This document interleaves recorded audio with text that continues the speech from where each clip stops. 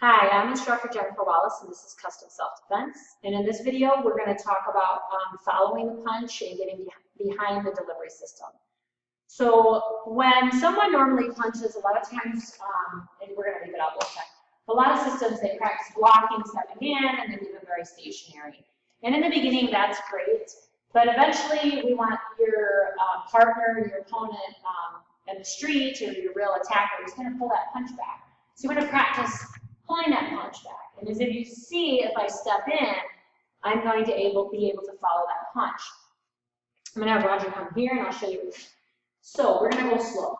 If I block out here, and he pulls this punch back, I am in front of the punch still when this punch goes back. All right? So this is very easy for him to keep striking me. What I teach in my system is 98% of the time, if I am moving to my left, I will step with my left, okay? If I'm moving to my right, I will step with my right.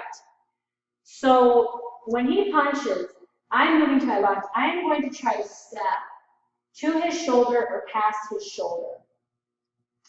What this is going to allow me to do, I'm going to come this way a little bit, is be behind the punch already. So he punches out, I step back here, and then I turn. All right? He's going to punch and pull back this time. And as you see, I'm right behind him here. So we're going to do it from this view over here. Okay? He punches, he pulls back. I am already behind his elbow.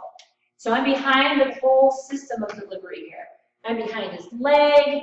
I am behind him. This affords me a lot of opportunity for striking, takedowns, whatever I want to do. And he has much less than he can do. And we do this with our tri-block system if you're interested in learning more about this type of movement. But the whole key here is that I'm following where this hand's going to go.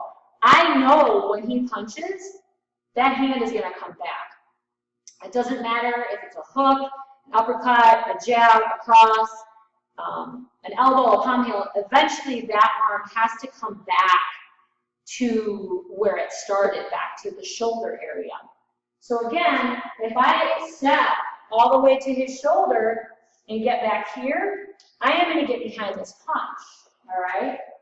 Again, I step, he pulls back, I am behind this delivery system.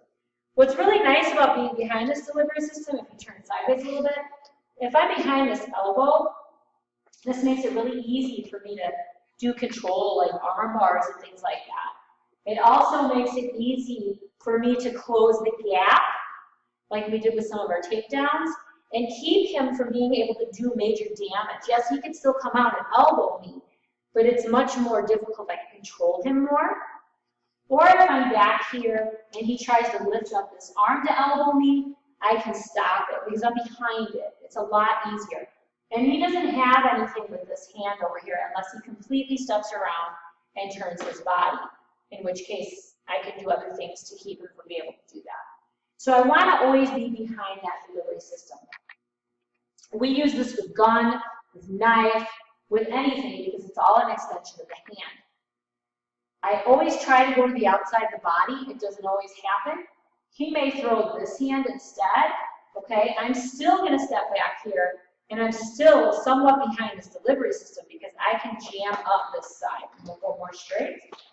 He comes the opposite hand. I come back here. Now this one comes.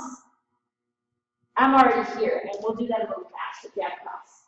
So boom. I'm already behind the delivery system. I'm at his shoulder or past his shoulder, which gives me all kinds of opportunity for striking and taking down. So I always want to be behind that delivery system. So you can practice this. Step forward and face me by always thinking I want to step towards my opponent's basically shoulder, in this case foot, but say this foot was forward when he struck, I'm still going to go towards this shoulder right here. This foot's more forward. If I stay out here when he pulls back, I'm not behind the delivery system anymore.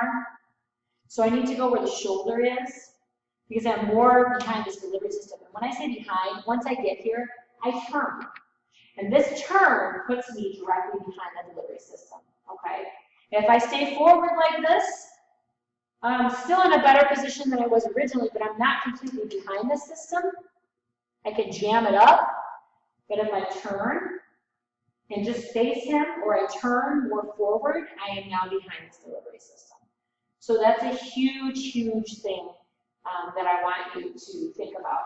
It's a concept that, to me, is non-negotiable. Yes, there are times when you're not going to be able to get back there, but if you're setting up your opponent properly and you're not sparring on the street and you're thinking smarter, not harder, you should be able to get behind that delivery system. Even if all you're going to do is push that person away from you because you're panicking, you will not be in front of that individual. Okay, so if I'm in front, they can strike me, they can attack me. If I'm behind the delivery system, I have more options, they have less options. Okay, so that's something to keep in mind. My name is Instructor Jennifer Wallace, and this is Custom Self-Defense, and thank you so much for watching this video.